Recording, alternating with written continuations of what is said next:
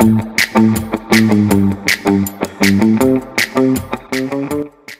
to the NYREJ Podcast. I'm your host, Rick Kaplan, and my guest today is Paul Wolf from Denham Wolf Real Estate Services.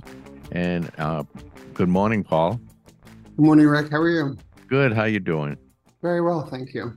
And Paul, you're going to tell us a little bit about what Denham Wolf Real Estate Services does.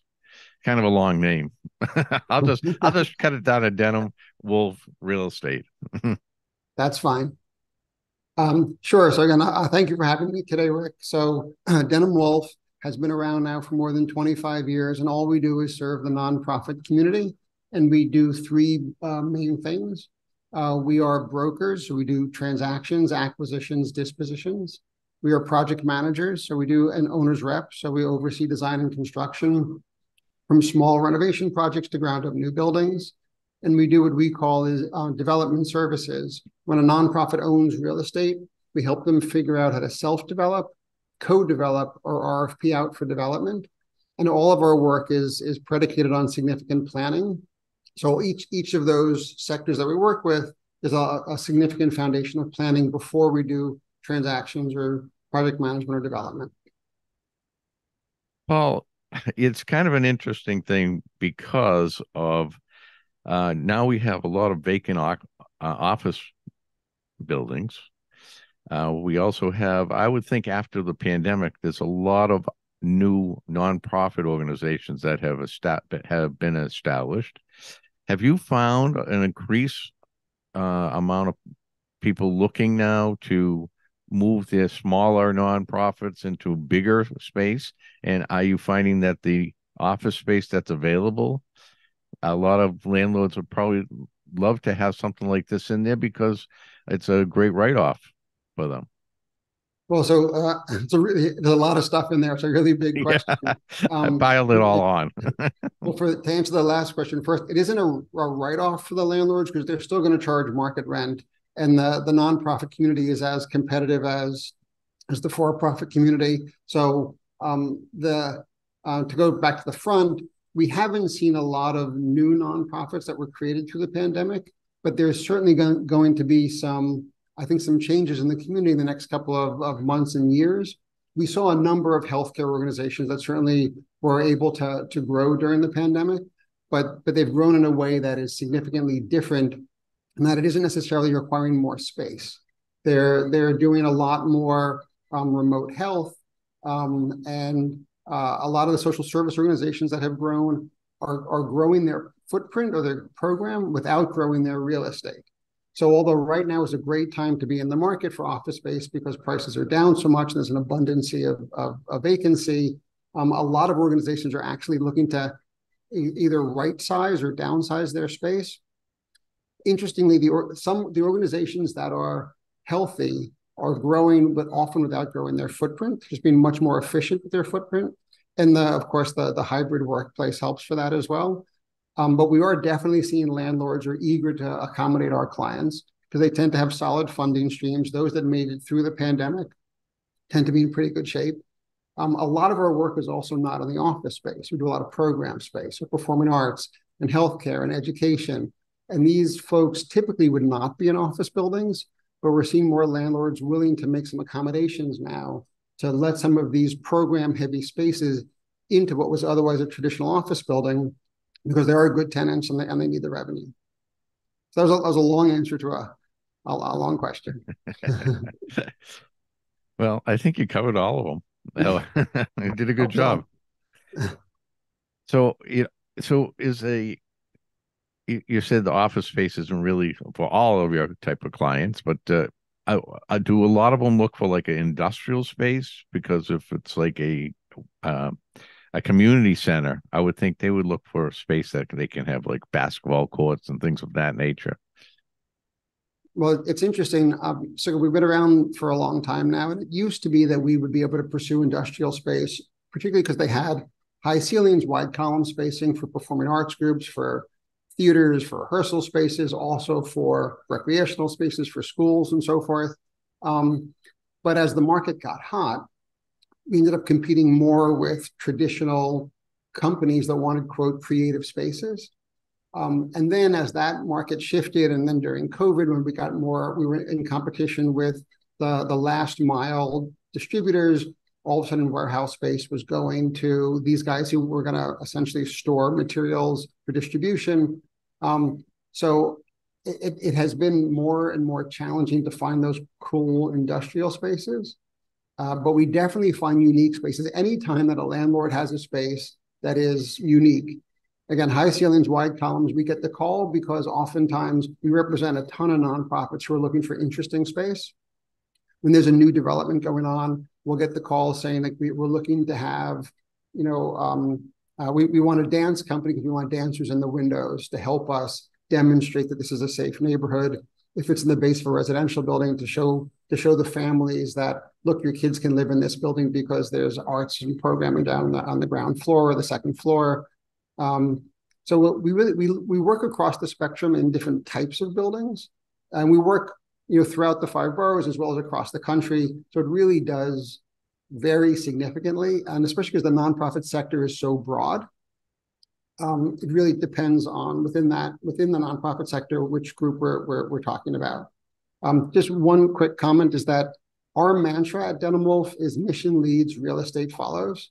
So everything we do is about supporting the mission of the organizations first, and real estate is a vehicle to support that mission. So that's been our mantra for 25 years. It guides everything we do. That mission has to be the leading position. So people, especially in New York, we fall in love with real estate. We're always talking to folks about how the real estate has to be in service to the mission, otherwise it can be a distraction. So it sounds like what you do is very niche. Do you have much competition? So when we started, we had very little, if any, competition. Now everybody claims to do something along the lines that we do. To my knowledge, there's nobody in the city or in the country who does all the things that we do the way that we do them. So every brokerage shop claims to do nonprofit work. The project management firms claim to do institutional nonprofit work. And there's some competitors on the development side as well. But to my knowledge, the 3 things that we do is unique. And again, we've had more than 500 clients in our history. In any given year, we have, 50, 60 active projects. So it might be niche, but there's a lot out there, and we're extremely busy, happily. I have read some of the articles that you have submitted, press releases in the New York Real Estate Journal on different projects that you have closed them on the deals. Yep. So it's very interesting, the different types that you have. Like there'll be some religious organizations, from community centers, and like you said, medical or community health centers, which it's interesting how that the nonprofits. I haven't heard this before, that someone that just specializes in that. And what was the decision that made you go in that direction 25 years ago? So my original business partner, John Denham, and I were both working at the city's Economic Development Corporation, where when we left, he ran all the capital projects for EDC, I ran asset management, and the intent behind the company is we wanted to build our own real estate company. We loved the nonprofit clients. It was fueled in part by what we called rampant idealism, because we really gave a damn about the organizations. We wanted to work for folks who were making a difference in the city and in the country. It was also an untapped market niche. There was nobody who was doing it. We interviewed a ton of nonprofits to see if there was a market, and most said, yeah, people assume we don't make money, they don't think we have resources, so they weren't really identified as a lucrative niche to go after. But now, again, we've had just so many projects, and quite a few high-profile projects over time, and I think it attracts the attention of the big players as well. So often we end up competing with the big players, and happily we do quite well against them, because we're a small team, but we're more than 20 people, and we are specialists, and Again, we have tremendous market knowledge, and specifically the decision-making process, the governance around all the different sectors within the nonprofit community. And it is different. It's different than the for-profit, just really in governance and in decision-making. So, when I think of, a specialist, usually it's hard to compete against them only because you worked on this on a day-to-day basis. So there's certain things that someone else could try to do this might sound great. Oh, I'm going to go into the nonprofits. I'm going to start so looking for them as clients. And there must be a lot of things that they'll miss when they try to put deals together because this is not something that they have worked on over time and have had the falls or the mistakes that most people have gone through, which you probably have gone through in the past. So are there a lot of things that you have to put in place to make sure these deals go smoothly? I mean, 100%. And that is certainly a big part of our argument and when we're competing with some of the other guys. But to be candid, there are a lot of competent people out there. And I think we are not necessarily the perfect consultant for everybody, but we are the right consultant for a lot of people because we really, really care about the outcomes. We're very engaged in the work. When we negotiate a lease, we read every word of the lease. And we're negotiating with architects and construction managers to do their full oversight of design and construction projects. We are actively involved in negotiating. We take a more active role even for smaller projects than most of our competition.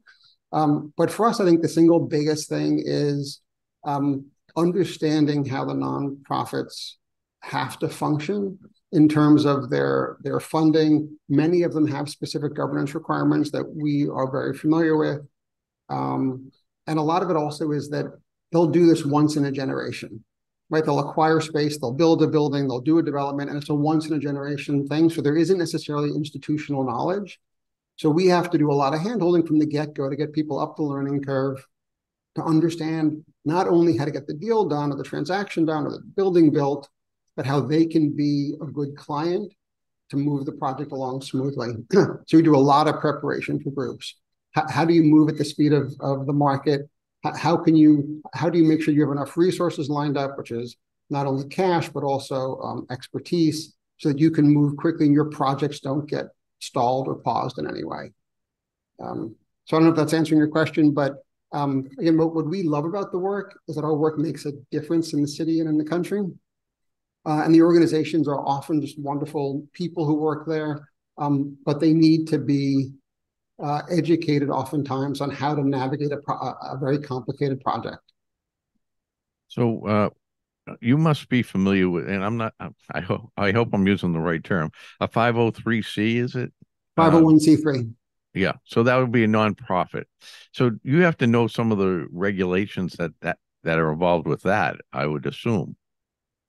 Yes, we do. We're not legal experts, but we've been around this for a very long time. So yes.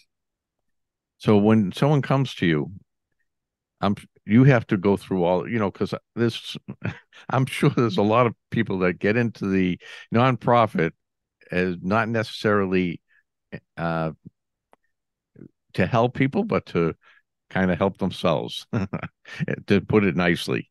So you have to be able to sort that out so you're not having a fake nonprofit coming in, just to. We're happily selective with the clients that we work with. Because we're busy and because I think we're well in demand, it gives us the ability to vet organizations. So my phone rings on a regular basis with referrals. We spend a lot of time talking to people to make sure that we're a good fit for them and they're a good fit for us. But it's rare that we have encountered I'll say a nonprofit with malicious intent. I think for the most part, they're well intended. Well, the reason I asked that because the scammers are out there in the thousands right now, especially after the pandemic. Years ago, I got scammed by one of these telemarketing companies. Well, I didn't get scammed, but I almost fell for it. Yeah. That was a police association. They were soliciting for funds to help the police. And after I hung up with them, I found out that all they have to do is give the police departments like 1% of whatever they collect or something, some tiny, tiny bit. Wow. Uh, but I did find that these people had purchased office buildings with a lot of the money. Oh. So, I mean, so in that case, they would be, it would be a nonprofit. I would think they could fall under that umbrella. So their nonprofits have by law to have their financials be open to the public. So you can do a lot of research, and we do. And we look through all the information. There are a lot of now other entities that really give a rating to the nonprofits, see how much of their collected funds actually goes to their program versus goes to overhead. So we are fairly diligent in evaluating organizations before we take them on as a client.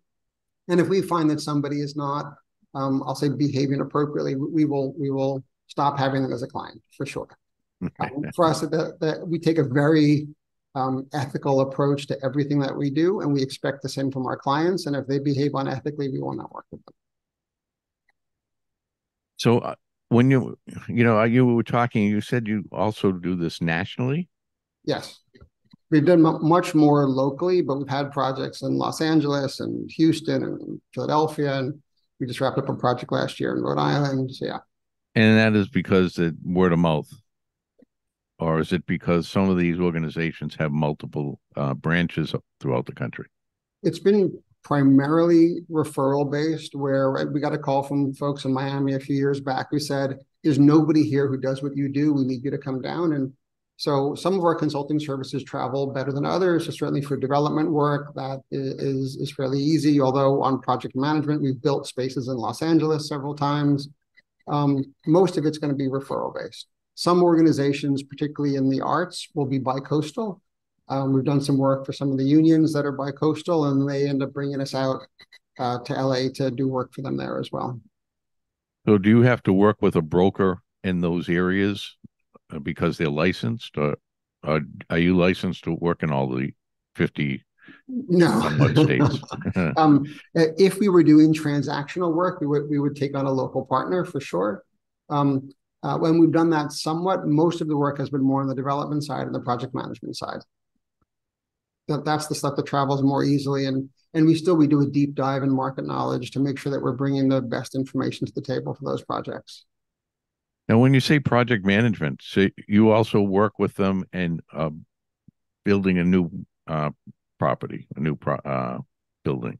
Absolutely. Where we are on board from team assembly, we hire the architects, the contractors, we deal with funding agreements with the public sector, we deal with financing, whether it's traditional financing, bond financing, new markets, tax credits. We help manage the whole process. We consider ourselves the hub of this process to help them go from ideation through ribbon cutting. So these projects tend to run years oftentimes, and they really run the gamut in project scale. But yeah, our project management team is outstanding, and we do a lot of this kind of work. Now, do you work with municipalities as well? So we haven't, frankly. We prefer to work for the institutions. We've been hired by New York City a few times to actually give presentations because we've done so much work with public sector funding. They've engaged us to run some seminars on how to apply for public sector grants, particularly in arts and culture organizations. But we tend to not, we have not historically worked with municipalities. I don't rule it out, but we tend to like working for the institutions themselves. So when I was bringing up you're working on different parts of the country, a lot of organizations, they do have multiple branches throughout the country. Do you have a lot of clients that are like that? I wouldn't say a lot, but we have some. And it's interesting, particularly in the arts, where they often they don't have multiple locations across the country, but arts organizations outside of New York City in particular make such a large impact on communities that there's a lot of engagement with local municipalities. New York City is extremely fortunate because we have a city that really cares about arts and culture. The Department of Cultural Affairs has one of the largest budgets, if not the largest budget in the country. So that's wonderful. When we work outside of New York, we find ourselves interacting with municipalities more. But I guess we do it here as well. But the clients that we have that have multiple locations tend to be multiple locations within the New York region. So you have upstate New York, or maybe in New Jersey or Long Island, not as many. I'm trying to think, it was 25 years, 500 clients. So that's a lot to remember everything. But we have had some, but not a lot. Well, then the next question, I'm really going to rack your brain on this one. I'm ready. Name one of the organizations or a new nonprofit that you found that was just very unique and very good for the community or for the state. See that it's unfair because all our clients are wonderful. I told you I was going to rack your brain. Yeah. So I think a lot of it comes to personal preference, that all of our staff here has experience working in the nonprofit community in some capacity, or they have a passion in the nonprofit community. So depending on who you ask, it would be one of the arts organizations. We recently worked with a dance company where all the dancers are in wheelchairs, which I think is extraordinary. They do incredible work. But we also do a lot of work in supportive housing, and that makes an enormous difference in the community. We do work with higher education, where, again, I even though these are larger institutions, the work that we do with them, I think, really enables them to be much more efficient at the work that they do. And I can't really talk about those projects, but they're very creative in ways to keep off-balance sheet transactions to facilitate their growth. So I'm ducking by saying that it really depends who you talk to, but we work with a lot of wonderful institutions that do a lot of great stuff. So you see a lot of interesting things that go on, and I like that idea with the dance performers and wheelchairs. So when you're talking about something like that, they need to have kind of a specific type of property to work in. Oh my God, yes. And that was extremely challenging. Finding performance space tends to be hard in the city anyway. Finding performance space that requires the space to build in a support structure from which the people in the wheelchairs can actually be suspended and swing is even harder.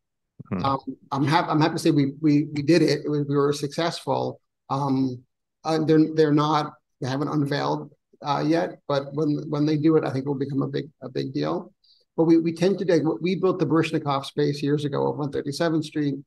I mean, again, it was incredible to work with him, because then he was lovely to work with. But that space, we had to completely tear apart the existing theater and rebuild it, and it's a spectacular space. So we've done a lot of very creative spaces. We built an opera center in a midtown office building where we cut out 2,500 square feet of floor between two floors to allow for an acoustically superior space with a double height ceiling. And it's this extraordinary space, and you wouldn't know it. It's a traditional office building. You go inside, and it's this phenomenal space. That definitely would be a benefit to the person that owned that office building, I would think. I think so, and especially because they've been there now for a long time. They're a fabulous tenant. They pay their rent on time, and they took 2 floors of a midtown office building, which was great. And the more landlords that are willing to be creative, and I think more willing to be creative today than they were a few years ago, we can come up with other really creative ideas, for sure. Well, I'm sure a lot of property owners that have office buildings right now are glad to hear that from you, because right now they're all looking and scrambling to find different ideas. So I think you just gave a lot of them great ideas, because they're looking to fill those spaces. Yeah, no, I certainly hope so, and I think you'll see more of it. You'll definitely see more of it coming, and as pricing. I'll say if it maintains the affordability levels where we are, and you have some landlords, unfortunately, as people are going to lose buildings and banks take them back and reprice them, there'll be more opportunity. I think the nonprofit community is going to be very busy absorbing a lot of this space, but not all of it will be for traditional office use. Well, Paul, I love what you're doing. And you must get a lot of great satisfaction when you find the space and they open up and you see what they created there. You gave them that ability to do that. You feel that when you do this, you Oh, get that. 100%, especially because it comes, I mean, as I'm sure you know as well, real estate is hard and it's expensive. So helping people plan to make good decisions and implementing those decisions in a way that results in a project that actually serves the mission of the organization, where you were on, on time, on budget, that is a fabulous feeling. And many times when we're doing a transaction, it leads to project management where we then build the space, whether it's a new building or a renovation. So we get to really see them from the beginning through opening. On the development side too, where we help nonprofits that own real estate, like we did this for Covenant House on 10th Avenue. We evaluated their whole site. It was a 500,000 square foot development site to get them a brand new building, a residential developer to put up a brand new tower. It's tremendously satisfying to know that we did the planning work. We executed the planning such that, in this case, Covenant House got what they needed in the way that they needed it. They have a spectacular new building. And we love this kind of work, and we definitely have an impact on the community, which is our intention. Well, I mean, you're doing a great service to these organizations, these nonprofit organizations, but you're also doing a good service to these property owners, I think, because you're bringing them something that not everyone brings them, which is a great tenant. I certainly think so. We have done hundreds of thousands of square feet of leasing in the Garment Center, for example. I think we were significantly influential in bringing the theater community south of 42nd Street to the Garment Center, where there's a lot of theater people in the theater who are here now. We had similar impact on different neighborhoods across the city, where we have done a lot of projects that make a difference. And when we tell this to our new staff when they join us, to look around, because we've made a difference in the landscape of New York in a way that is, I think, meaningful and powerful. Well, thank you, Paul. I mean, a lot of great information, and I love what you're doing. It's very interesting. We're talking with Paul Wolf, and Paul, if someone wanted to get a hold of you, try to find more information about your company, where would they go to find that? So our website is denhamwolf.com, DENHAMWOLF.com, and I'm at pwolf@denhamwolf.com. It's easy to find us. Our website is fairly full of information and clients and projects, and we're happy to talk with folks at any time where we can be helpful. Well, thank you, Paul. I do appreciate all the information. We're talking with Paul Wolf. He is with Denham Wolf Real Estate Services, and you're based out of New York City, correct? Correct. We're based in New York. Yeah. And you can also find all the information. It's at the end of the video. This will be airing on all of the podcast platforms, as well as on YouTube and the New York Real Estate Journal website. Again, thank you, Paul. Loved the information.